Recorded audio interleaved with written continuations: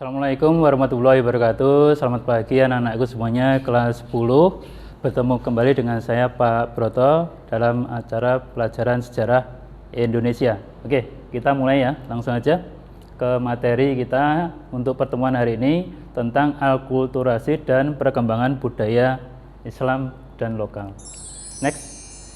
Perpaduan budaya Islam dengan budaya setempat biasanya memang ada yang kita lihat sampai hari ini. Bukti-buktinya misalnya sekaten, kemudian gerebek mulut dan sebagainya. Oke, kita bahas lanjut ya.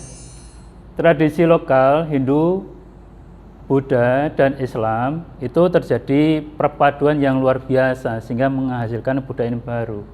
Perpaduan tradisi lokal Hindu Buddha biasanya terbentuk tentang budaya pertunjukan wayang kulit maupun wayang orang. Kemudian ada upacara penguburan bagi umat Islam, Hindu maupun orang lokal. Kemudian upacara labuan itu seperti kalau saat ini ada larungan baik itu di sungai maupun di laut. Kemudian ada upacara gerebek upacara penyambutan bagi suatu acara agama tertentu, ya, agama Islam ya, biasanya mulai awal tahun. Kemudian percampuran kepercayaan antara lokal agama Hindu dan agama Islam sehingga melahirkan kebudayaan yang baru. Konsep kepercayaan ini biasanya timbul karena dulu di Indonesia, di Nusantara banyak sekali kerajaan-kerajaan Hindu, Buddha dan muncul juga kerajaan Islam sehingga kedua kerajaan ini akhirnya melahirkan kebudayaan yang baru. Next. Perpaduan budaya Islam dan budaya setempat itu tersonifikasi diantaranya adalah budaya istana. Pada budaya Hindu-Buddha, raja membentuk wangsa atau dinasti, jadi keturunan-keturunan dianggap sebagai titisan dewa. Kemudian pada budaya Islam, raja bergelar sultan. Beliau menganggap kalau sultan itu adalah warisan dari para nabi terdahulu. Kemudian ada juga perpaduan budaya Islam dan Hindu maupun lokal itu terbentuk dalam bangunan istana. Pada budaya Hindu-Buddha sudah tidak ditemukan lagi karena istana-istana zaman kerajaan Hindu-Buddha itu biasanya berbentuk kayu, kemudian semi permanen. Ada juga bentuknya seperti panggung sehingga bisa saja mereka memindahkan istana-istana mereka di suatu tempat yang lebih aman.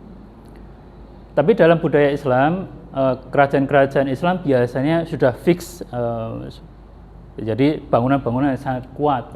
Contohnya bangunan istana Yogyakarta, Surakarta maupun di Cirebon. Masjid sendiri ternyata juga terpengaruh oleh budaya lokal Hindu-Buddha maupun Islam. Masjid itu terbentuk diantaranya adalah masjid tradisional, di mana masjid itu sesuai tradisi lokal asli di Nusantara ini. Contohnya seperti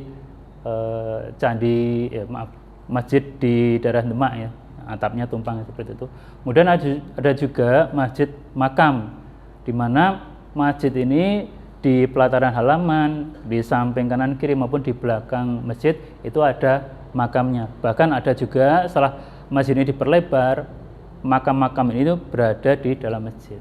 Maka disebut sebagai masjid makam. Kemudian ada juga seperti yang kita lihat saat ini, masjid dibangun dengan era modern, jadi bangunan-bangunan yang modern seperti yang kita lihat sampai saat ini.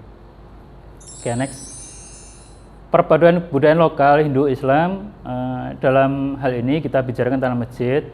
Banyak sekali masjid-masjid kuno memiliki ciri-ciri, diantaranya ya, denahnya, bentuknya biasanya berbentuk bujur sangkar.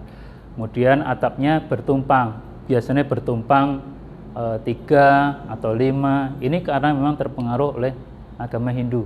Kemudian di masjid biasanya ada semacam serambi. Nah, serambi ini biasanya untuk tempat pertemuan, pengajian, atau untuk jamaah bagi perempuan. Kemudian di halaman masjid biasanya dikelilingi tembok-tembok yang tinggi maupun rendah ya, dan memiliki gapura yang sangat khas sesuai tradisi lokal di tempatnya. Seperti di Yogyakarta maupun Surakarta, gapura masjid itu sangat identik, mirip ya. Kemudian biasanya dilengkapi juga dengan beduk dan kentongan. Nah, masjid-masjid yang ada di wilayah Jawa Tengah dan Yogyakarta, dari Solo bahkan sampai Cilacap maupun Cirebon pun masjid biasanya dilengkapi dengan beduk yang besar maupun kecil, dan pasti juga dilengkapi dengan kentongan. Kemudian cirinya yang lain, masjid biasanya memiliki pondasi yang agak tinggi gitu.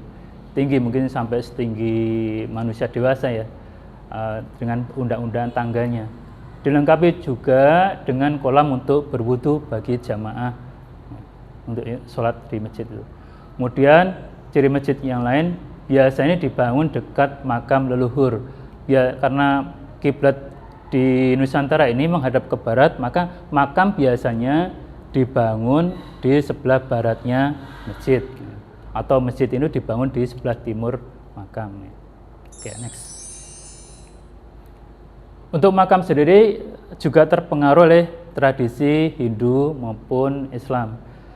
Makam-makam Muslim biasanya memiliki nisan. Nisan itu surat di situ ada nama yang meninggal siapa, kemudian keturunan dari mana, kemudian ada penanggalan tarikhnya, kapan yang jasad ini meninggal. Biasanya sangat jelas itu, baik itu berbahasa Jawa maupun berbahasa Arab. Kemudian lokasi makam itu biasanya berdekatan dengan masjid. Nah, makam biasanya diletakkan di sebelah masjid. Maksudnya orang jamaah Islam selain menyembah Sang Khalik, Sang Pencipta, juga menghormati leluhur, karena sang makam leluhur ini di sebelah baratnya masjid. Kemudian makam juga dibangun di atas bukit, karena memang orang Hindu menyebut kalau sang leluhur itu memang tempatnya yang tinggi, ya, maka letaknya di atas bukit atau di atas gunung. Contoh bangunan makam di atas bukit seperti di Imogiri ya, Yogyakarta, makam Sunan Muria di Gunung Muria ya, dekat Jepara itu. Kemudian makam Sunan Gunung Jati ya, di dekat Cirebon sana. Kemudian makam juga memiliki ciri-ciri, diantaranya memiliki kijing atau jirat. Nah, terkadang makam Islam itu juga dibangunkan semacam rumah atau cungkup untuk merawat makam itu supaya tidak rusak. Oke, next. Kemudian keraton, bangunan yang memang sangat ciri khas suatu kerajaan. Biasanya ada sebuah bangunan keraton. Solo dan Jogja pasti ya, Cirebon, kemudian di wilayah Jawa Barat juga ada, Jawa Timur juga ada. Keraton memiliki ciri-ciri, diantaranya keraton di Pulau Jawa biasanya menghadap utara. Ya.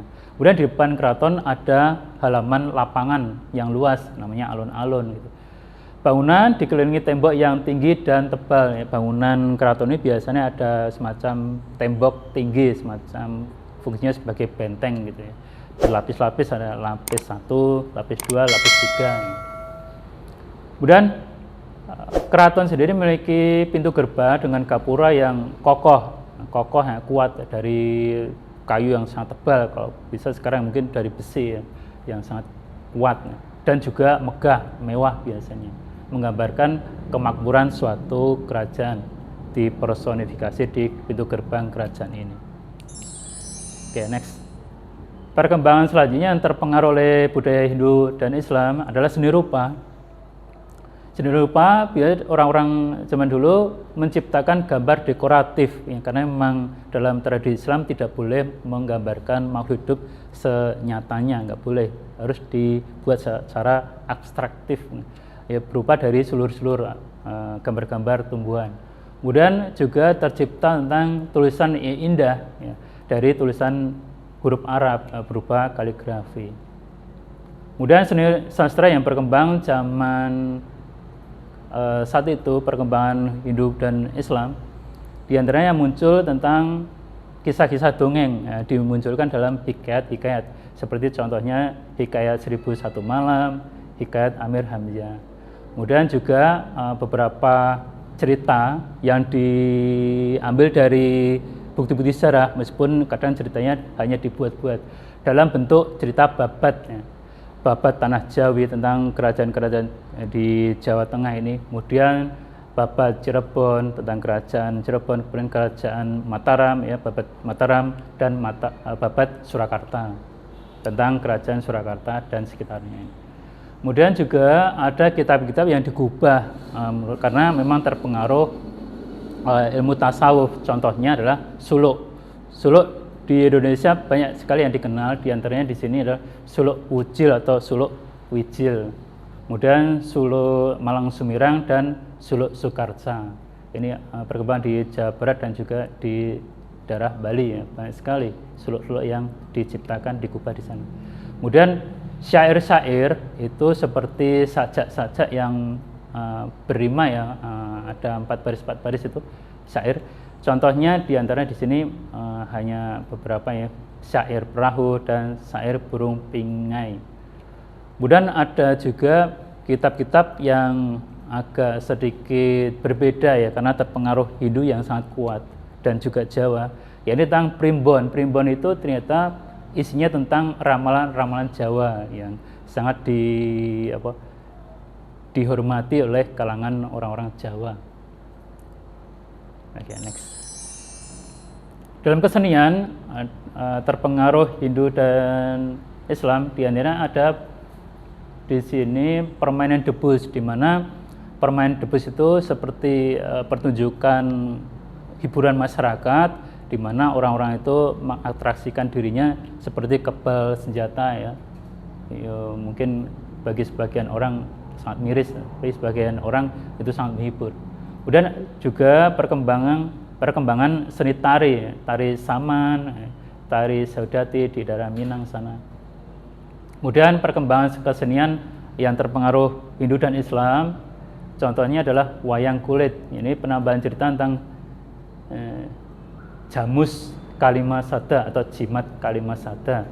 Kalimasada sendiri berasal dari kata syahadatain. Kemudian ada sistem kalender dari Saka, dari Hindu yang terpengaruh Islam, akhirnya melahirkan kalender Jawa. Ini perpaduan Saka dan Hijriyah. Ini ada beberapa contoh, ya, gambar tentang upacara Gerebek Mulut di Surakarta maupun di Yogyakarta. Kemudian sekatenan tentang tradisi jamasan, mencuci pusaka maupun alat musik gamelan.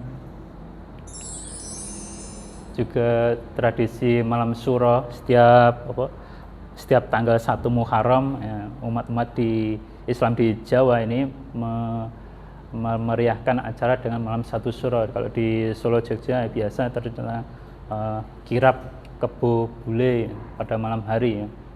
Kemudian di Cirebon juga ada upacara-upacara selamatan, gitu, memperingati tahun baru Islam. Oke, cuma itu yang bisa saya sampaikan untuk hari ini. Untuk kurang lebihnya mohon maaf. Assalamualaikum warahmatullahi wabarakatuh. Ciao.